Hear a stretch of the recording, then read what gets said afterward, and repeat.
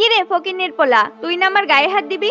আয় এখন সাহস থাকলে, অনেক তো ভাব নিলি, এইবার আয় দেখি তোর কত পাওয়ার। প্রিমিস তুমি যেও না, ওর অনেক পাওয়ারফুল, ঝামেলা আরো বাড়বে। কিরে তুই আমার বোনের গায়ে হাত দিবি? তোর তো ভাই সাহস কম বড় না। তুই জানোস আমরা কলেজের কোন গ্রুপের পোলা পাই? আমাদের গ্রুপের কথা শুনলে সিনিয়ররা সহ কাঁপে, আর তুই আমার বোনের গায়ে হাত দিবি বলতেছ? ভালোই ভালো এখান থেকে চুপচাপ চলে যা, নাইলে কিন্তু খবর আছে। প্রিমিস চলো আমরা এখান থেকে চলে যাই, আর কিছু বললো না ওদের। প্রিমিসের মাথা অনেক গরম হয়ে যায় এই বদমাশ পোলাপাইনদের কথা শুনে। কিন্তু প্রিমিস যখন ওদের দিকে তাকিয়ে দেখে ওরা তিনজন, এখন ওদের সাথে ঝামেলা করতে গেলে ভালো কিছু হবে না, তাই প্রিমিস কোনো ঝামেলায় জড়ায় না। প্রিমিস মাইর খাওয়ার জন্য ভয় পাচ্ছিল না। প্রিমিস চাইলেই ওদের সাথে মারামারি করতে পারতো, কিন্তু সে চায় না তার জন্য রাধিকার গায়ে হাত লাগুক। রাধিকা আগে থেকেই ভয় পেয়ে আছে, তাই তাকে আর ভয় পেতে দেখতে চায় না প্রিমিস। এর জন্য সে চুপচাপ খাবারের বিল দিয়ে ওই রেস্টুরেন্ট থেকে বের হয়ে যেতে থাকে। আর তখন জ্যোতি মেয়েটি তাদেরকে শুনিয়ে শুনিয়ে বলে, আরে ভাই দেখ দেখ কি ভীতু বয়ফ্রেন্ড নিয়ে আসছে। আমার বয়ফ্রেন্ড এমন হইলে আমি কবে ব্রেকআপ করে দিতাম। প্রিমিস আর রাধিকা তাদের এই কথা শুনেও কোনো পাত্তা না দিয়ে রেস্টুরেন্ট থেকে বাইরে চলে যায়। এরপর প্রিমিস রাধিকার কাছে জানতে চায়, আচ্ছা রাধিকা, ওরা কিসের গ্রুপের কথা বললো? এই গ্রুপের এত কিসের পাওয়ার? ওরা তো কলেজে আইসা গুন্ডামি শুরু করে দিছে, আমার একটু বলো তো। ওদের যেই গ্রুপটা আছে না, এটা অনেক পাওয়ারফুল। এইটা আমাদের কলেজের সামনে একটা গ্রুপ। কলেজের পোলাপাইনরা ওই গ্রুপে গিয়ে জয়েন করে, আর তাদের গ্রুপের পাওয়ারে সবার সাথে খারাপ ব্যবহার করে। এর জন্য আমি তোমাকে ওদের ওইখান থেকে নিয়ে আসছি। প্রিমিস রাধিকার কথা সব শুনে কিন্তু কোনো কিছু তাকে বলে না। তবে সে মনে মনে ভেবে নেয় এই গ্রুপের পোলাপাইনদের সে একটা উচিত শিক্ষা দিবে, যাতে রাধিকা এইটা মনে না করে যে সে একটি কমজোর ছেলের সাথে বন্ধুত্ব করেছে। এরপর প্রিমিস ভাবে তার আসল পাওয়ার ব্যবহার করে সে একটা বদলা নিবে। আচ্ছা প্রিমিস, আমি কলেজের হোস্টেল ছেড়ে দিব ভাবছি। আর হ্যাঁ, আমি কলেজের আশেপাশে একটা সিঙ্গেল রুম খালি পাইছি, কিন্তু সেখানে নেটওয়ার্ক তেমন নাই, আর কিছু ফ্যাসিলিটিসও নাই। তাও আমি অ্যাডজাস্ট করে নিতে পারবো। প্রিমিস যখন এই কথা শুনে সে খুশি হয়ে যায়, কারণ এটা রাধিকার জন্য ভালো হবে। তাহলে ওই বদমাশ ছেলেগুলো রাধিকাকে আর ডিস্টার্ব করতে পারবে না। কিন্তু প্রিমিস জানে কলেজের পাশের রুমগুলো অতটা ভালো না, তাই সে নিজে ভাবে সে একটা ফ্ল্যাট কিনবে, আর সেখানে রাধিকাকে থাকতে দিয়ে তাকে একটা সারপ্রাইজ দিবে। আচ্ছা রাধিকা, তাহলে চলো এখন আমরা আমাদের বাসায় চলে যাই। এরপর তারা কিছুক্ষণ কথা বলে তাদের বাসায় চলে যায়। এর পরের দিন প্রিমিস কলেজে যায়নি, সে সরাসরি একটি ট্যাক্সি নিয়ে গোল্ডেন লিফ হাউসে চলে যায়। গোল্ডেন লিফ হাউস হচ্ছে একটি কোম্পানি যেখানে ফ্ল্যাট বিক্রি করা হয় অনেক সুন্দর সুন্দর। এরপর প্রিমিস কোম্পানির অফিসে চলে যায়। প্রিমিস আগে শুনেছিল এই কোম্পানির লোকে তাদের কাস্টমারদের সাথে ভালো ব্যবহার করে, কিন্তু প্রিমিস যখন তাদের অফিসে যায় তার দিকে কেউ ঘুরেও তাকায় না। আর সে কিছুক্ষণ ওয়েট করে, সেই অফিসের লোকদের কাছে যেতে নেয়। আর ঠিক ওই সময় একটা মেয়ের সাথে তার ধাক্কা লাগে। আরে ভাই, তুই কি চকি দেখিস না নাকি? কি একটা অবস্থা! এদিক ওদিক না দেখাই হাঁটা শুরু করে দেয়, আবার আমার জুতার মধ্যে পাড়া দিছে। তুই জানোস আমার জুতার দাম কত?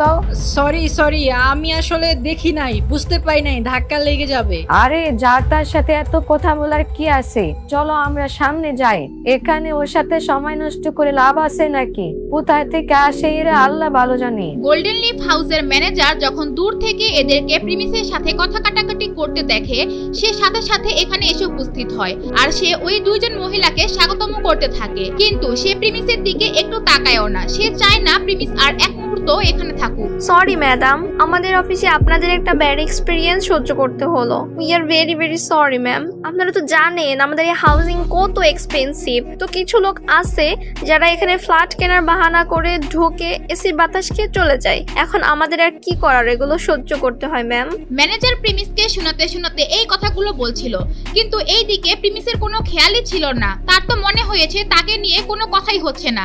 প্রিমিস আরো তাদের দিকে তাকিয়ে মুচকি মুচকি হাসি দিয়ে বলে, আমি এখানে ফ্ল্যাট কিনতে চাই, এখানে ফ্ল্যাটের দাম কত?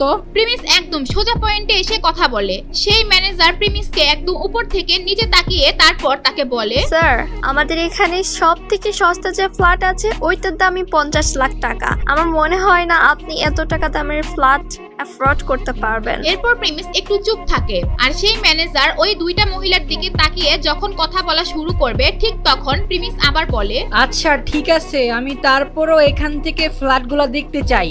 এখান থেকে কোনো ফ্ল্যাট আমার পছন্দ হইলে আমি কিনে নিব। প্রিমিস এইগুলা ওই ম্যানেজারকে ইগনোর করে সে সেখান থেকে সোজা চলে যায় টেবিলের দিকে, আর সে সেখানে ফ্ল্যাট ভিজিট করার জন্য তার নাম লেখায়। তবে প্রিমিসকে এইভাবে দেখে ম্যানেজারের ভালো লাগছে না। তার মনে হচ্ছিল প্রিমিস এখানে এসেছে মজা নিতে, ফ্ল্যাট কিনতে আসেনি, শুধু এসির বাতাস খেতে এসেছে। এইদিকে প্রিমিস তার নাম লিখিয়ে সেখানে থাকা একটা টেবিলে বসে ম্যানেজারের জন্য ওয়েট করে, আর ওইদিকে সেই মহিলা দুইজনকে নিয়ে ম্যানেজার একটা টেবিলে বসে তাদেরকে ফ্ল্যাট দেখাচ্ছিল।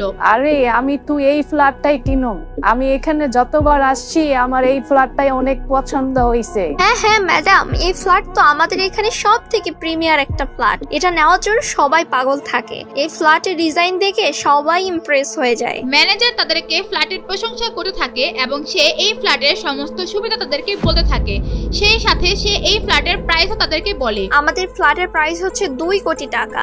আর ম্যাডাম, আপনারা যদি এই ফ্ল্যাটটি নিতে চান তাহলে ফ্ল্যাটের দামের 30% মানে 60 লাখ টাকা ডিপোজিট করতে হবে এটা নেওয়ার জন্য। বাপ রে, এত দাম হয়ে গেছে এখন। আমি যখন আপনাদের এই ফ্ল্যাটের দামগুলো দেখতেছিলাম তখন তো অনেক কম ছিল। তখনকার কথা আলাদা ছিল, আর এই অ্যাডভার্টাইজমেন্ট তো অনেক মাস আগের ছিল। আসলে এই ফ্ল্যাটের ডিজাইন অনেক সুন্দর, তো তাই সবাই জলদি জলদি এটা নিয়ে ফেলতেছে। এটা আমাদের স্টকে এখন একটাই আছে, এজন্য কোম্পানি একটু দাম বাড়িয়ে দিচ্ছে। ম্যানেজার ওই মহিলার দিকে তাকায়, মনে করে সে এই ফ্ল্যাট এফোর্ড করতে পারবে না, এটা কেনার মতো টাকা হয়তো তাদের নেই। এর জন্য ম্যানেজার তাদেরকে বলে, ম্যাডাম, অনেক মানুষ আছে যারা এই ফ্ল্যাটটা দেখার জন্য, কেনার জন্য লাইন ধরে আছে।